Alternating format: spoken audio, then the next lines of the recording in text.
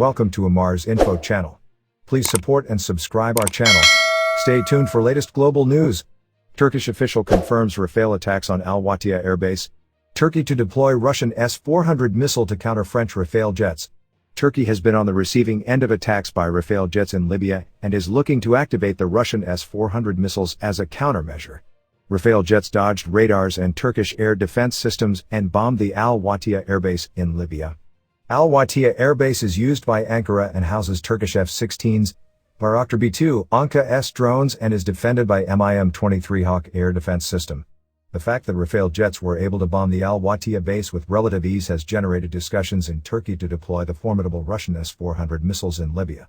As consistently reported by the Eurasian Times, the S-400 is one of the most advanced missile defense systems in the world that can detect, track and destroy aerial targets in a range of 400 kilometers. It is designed to neutralize aircraft, cruise and ballistic missiles, including medium-range missiles, and can also be used against ground installations. Although Turkey acquired the Russian S-400 air defense systems, Ankara has not decided to activate the missiles due to various geopolitical factors. Currently, Ankara has deployed a combination of medium-range US-made MIM-23 Hawk missile systems, Hisar short-range SAMs, and Korkut anti-aircraft guns in Libya. The Turkish military buildup in Libya allowed the Government of National Accord, GNA, backed by Turkey, Qatar, and Italy, to go on the offensive against Libyan National Army, LNA, led by Khalil Haftar and supported by France, Saudi Arabia and Egypt and the UAE.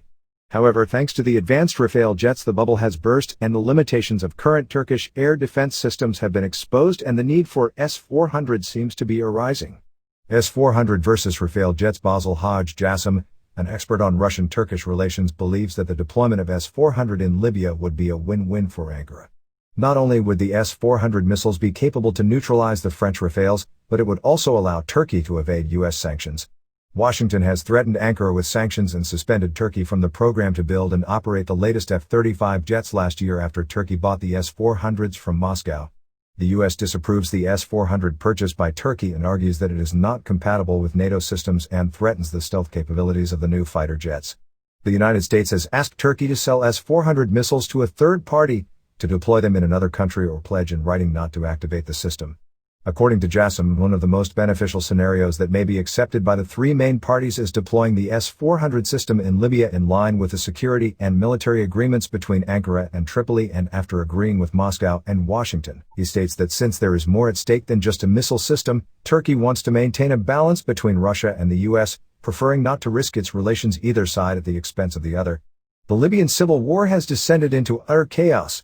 Countries which are otherwise allies are now enemies and countries which are otherwise enemies are now allies.